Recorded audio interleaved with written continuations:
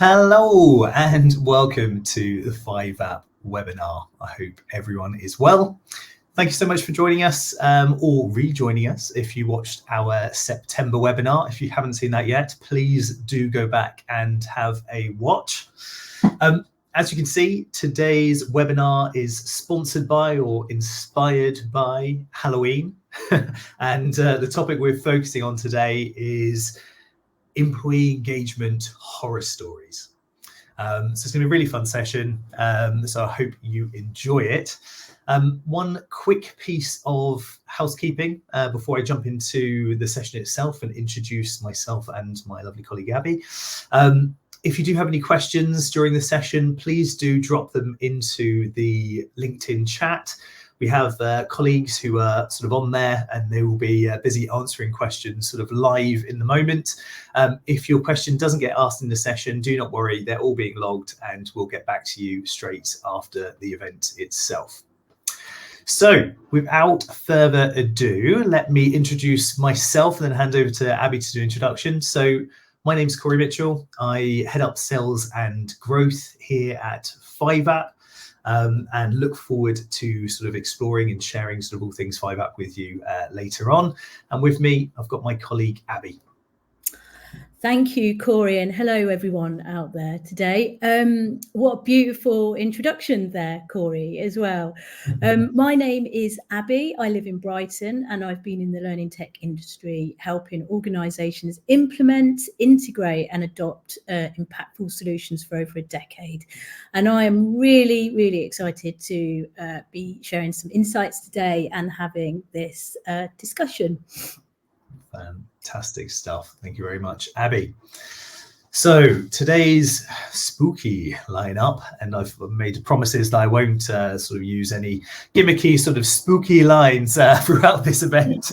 But what we've got lined up for you today is we're going to focus sort of first of all on why employee engagement matters. Abby's going to be talking us through that. Then we'll be walking straight into sharing 4 stories with you. So we ask people to get in touch with us and share their employee engagement horror stories. So we're going to share 4 of those with you before sort of rounding up with some lessons learned from those stories and then some actionable sort of takeaways. And we'll show you sort of an example of how we're using the platform, our clients are using the platform to help sort of address some of these key points. So that's the format for today. So what I'm going to do is I'm going to hand over to Abby, who's going to tell you about employee engagement and more importantly, why employee engagement matters. Thank you, Corey. So engaged employees have higher well-being, better retention, lower absenteeism and higher productivity. So I'm sure none of us are surprised to hear that. This has actually been taken from a company called Gallup. You've probably heard of them, which is a business consulting company and has one of the most comprehensive employment engagement surveys in the world. So this has not come from us. This has come from a very credible business consulting organisation. Their recent survey, which was taken across 347 organisations across 53 different industries and across 90 different countries. So really, truly diverse and inclusive survey there. And they were able to reach over 3 million employees. So the data that they pulled out of this survey was truly astonishing. We can share the survey. We're not going to dive into the survey today because it's a big survey, but what we can do is we can share that survey with anybody who's interested in the links today, or please do reach out and we'll share that survey with you because it is a really, really inspiring read. But one of the big things that came out of it for me was well-being. How that's a pressing issue for the global workforce.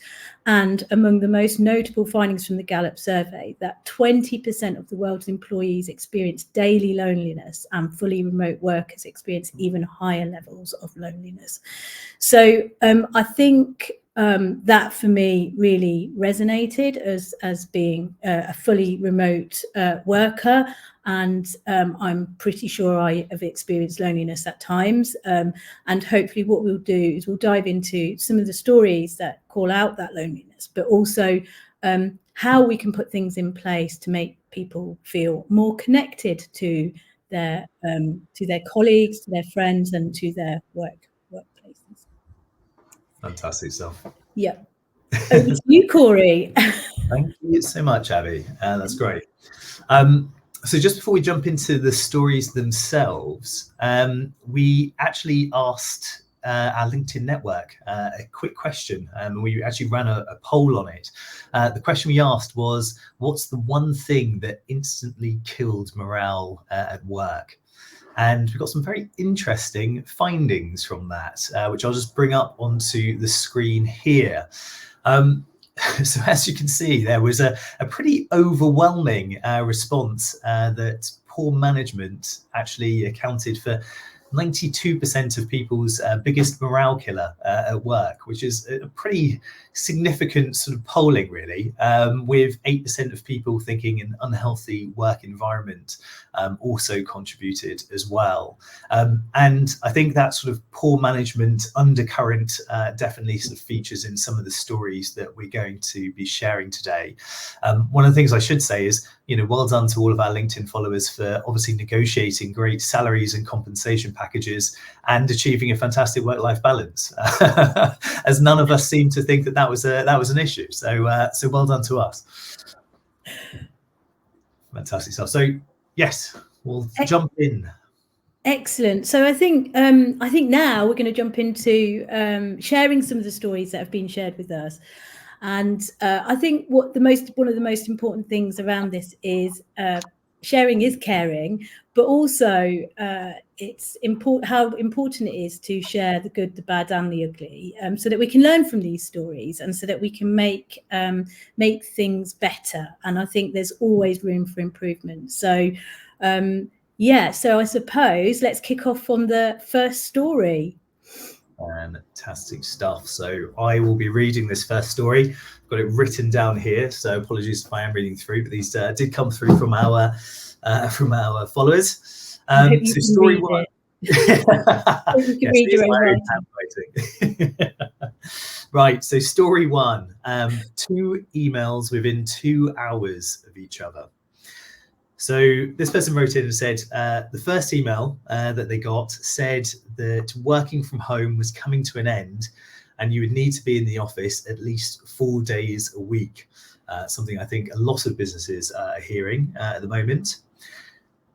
Then a second email came through saying that they would be clarifying the position of working from home and to stay tuned. That actually came through for them 4 months ago. So it's been radio silence since. Apparently there was a deluge of understood, here's my resignation messages received. And that has naturally made the sort of C-suite and sort of, I guess, the corporates quite scared. So now, apparently, they're talking about having always on webcams, which I don't know if you agree, Abby, it sounds terrifying. Creepy? Yeah. Creepy? I think spooky is the right word. Creepy and spooky, definitely. Absolutely, which is in keeping with the Halloween theme for sure, but probably not the best for engaging your employees. Right, so that's story one. Abby, do you want to talk us through story two?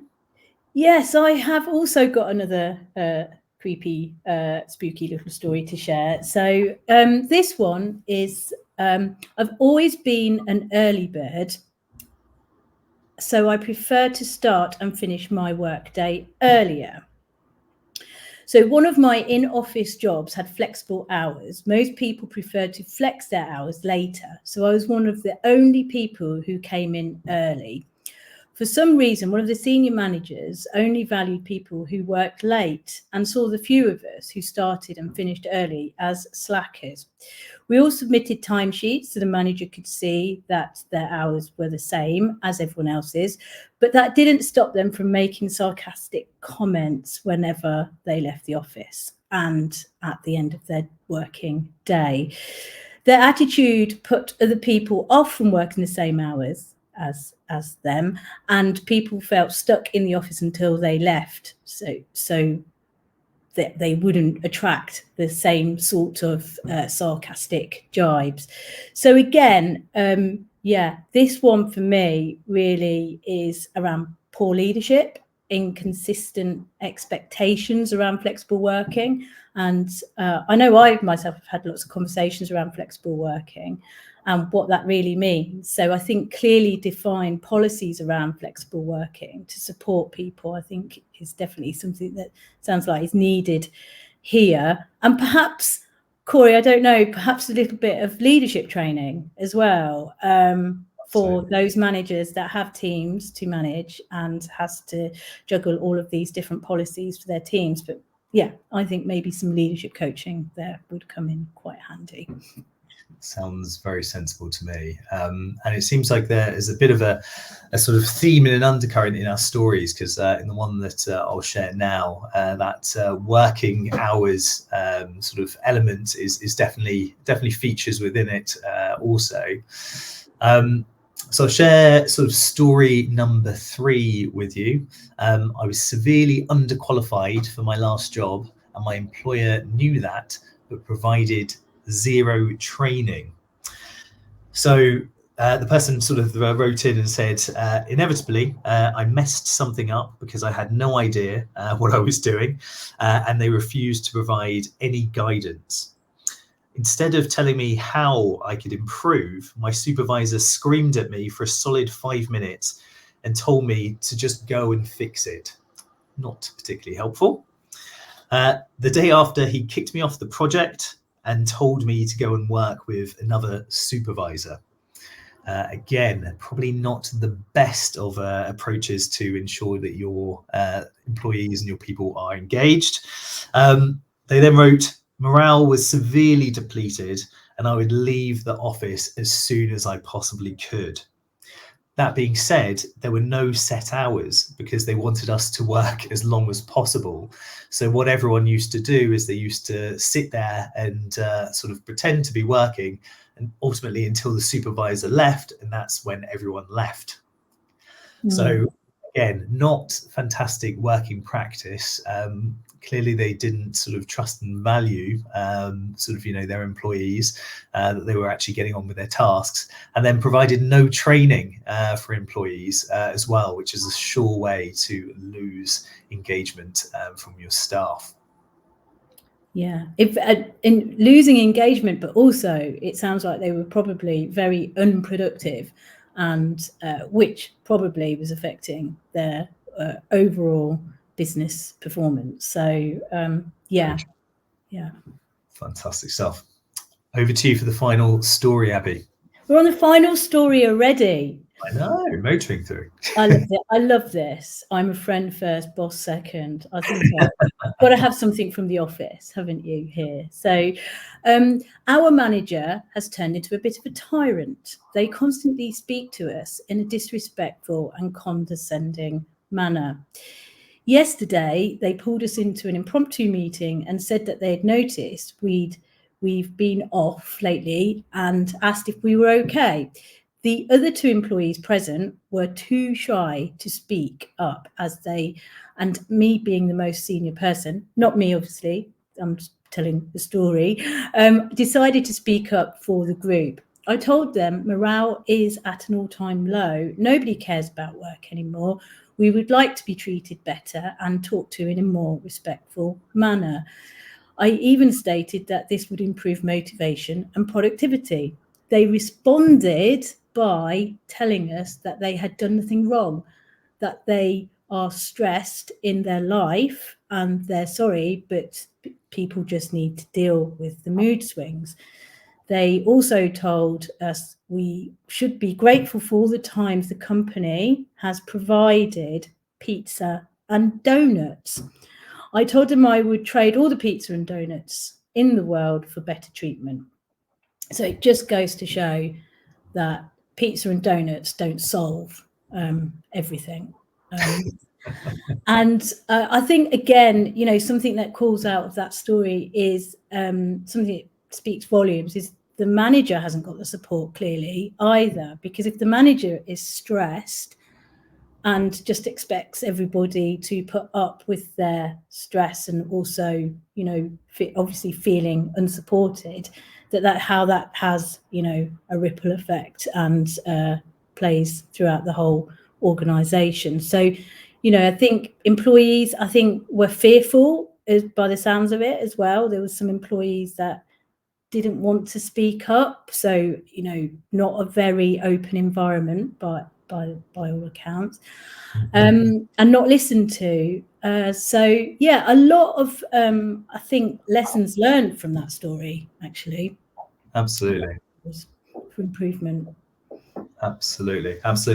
One thing we should say as well is if you have your own employee engagement horror stories that you wanted to share and sort of get some advice and guidance from us and the team, please do feel free to share them with us, and we'd be happy to sort of get in touch and sort of offer support and sort of guidance with that.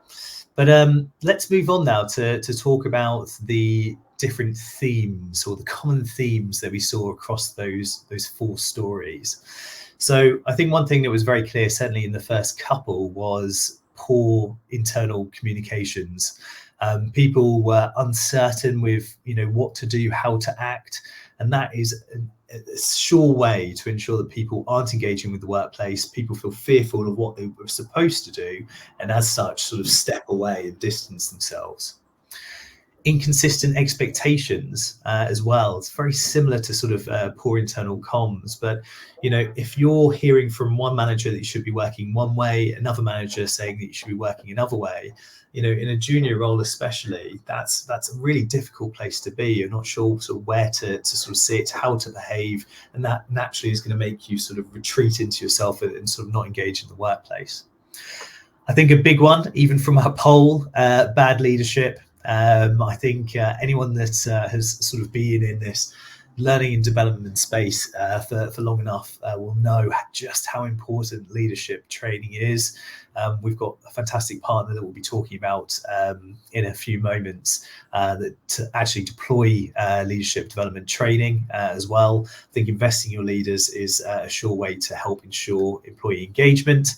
And then finally, a lack of development. If you don't provide training opportunities, people are not going to engage in the workplace. And I think that's especially true, and I don't know if you sort of agree, Abby, but in the younger generations, the new generations that are coming into the workplace, development, career progression, ensuring that they feel like they're sort of, you know, able to leave each day, each week, you know, with more skills is something that is super important to them.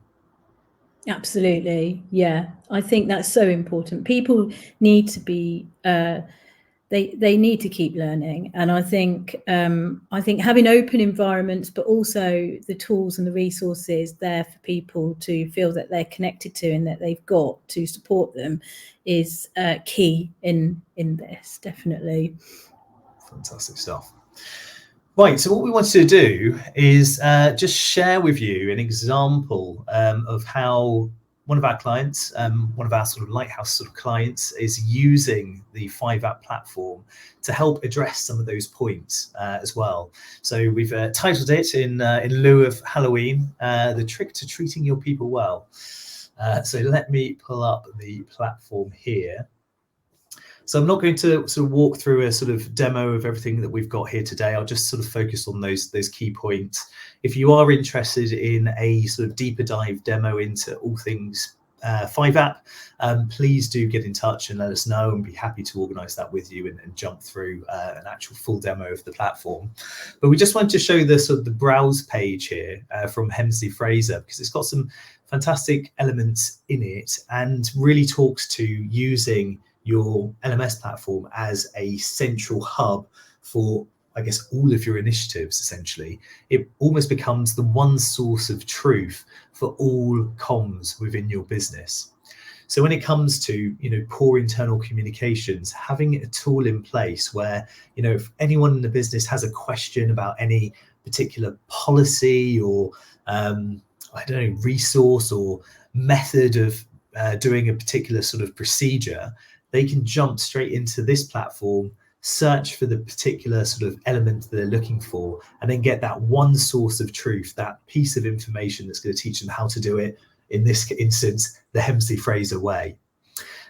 So, alongside that, we also have sort of all the different types of internal comms initiatives that you would hope to expect from a sort of forward-thinking business. So if I just scroll down here, you can see that they're using the platform here to really signpost various days and important awareness days across the year. So we've got Menopause Awareness Day here. We've got World Mental Health Day here as well, that we can jump into and start watching some content around these particular topics. I know you said, Abby, right at the top of the meeting, well-being is so important to ensuring employee engagement.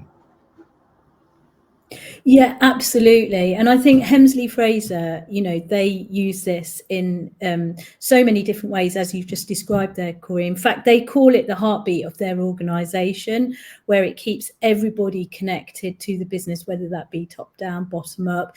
But also it's a place where they can organise themselves as a business, and they can have all of their policies around, flexible working and things like that, easy to access, so that everybody knows exactly where they stand with things. But as well as the business communication and all of the heaps of well-being content that they've got on there, I think it just speaks volumes how the things that they're prioritising for their workforce.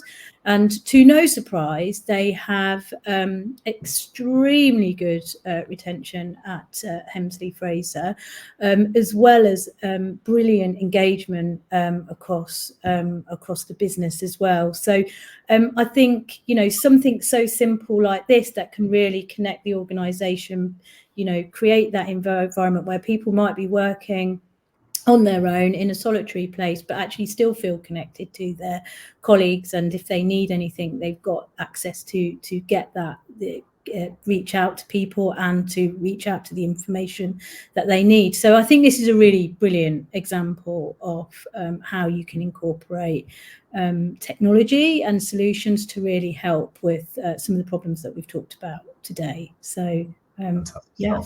I think probably the other important sort of piece to mention as well is that Hemsley Fraser also, as I mentioned sort of earlier, do support with leadership development.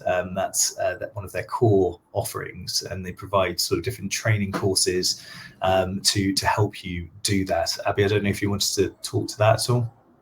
Well, I think you've teed that up very nicely there, Corey. They are actually a world-class professional training organisation. So they've won lots of awards out there. You've probably heard of them through the Fosway Group, through lots of different other learning awards that they've won out there. But they are a very, very excellent leadership training organisation, and they'd be happy to talk to you if this is something that you are looking to invest in your organisation at the moment. So yeah, fantastic stuff. Anything else to say about the Hemsley Fraser platform, or shall I jump to the next slide? Well, I think it speaks for itself.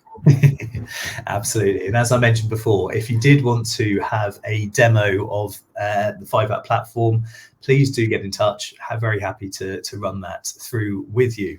Which brings us to our final slide. We must have run through our slides very quickly there, because we're actually likely to finish before time, but we can also open it up to any questions that people have. I'll just quickly say thank you so much for joining us and for watching the session. Hope it was useful. We will be doing our next webinar in November, as we do want to run these monthly. So do keep an eye out for details around that. But I will open it up to any questions that have come through, and I'll just ask our colleagues who are also in the chat whether or not any questions have come through for us to answer at all.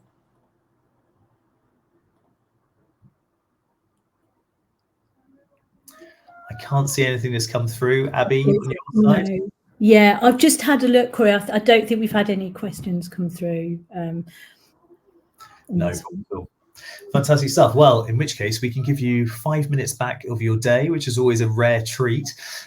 If any questions do pop up after the session, please do let us know. My contact details are there on the screen. As I said, the team here are always happy to help. So please do get in touch. But thank you very much for your time and enjoy the rest of your day. Thanks, everyone. Thanks, Corey. Bye. Bye.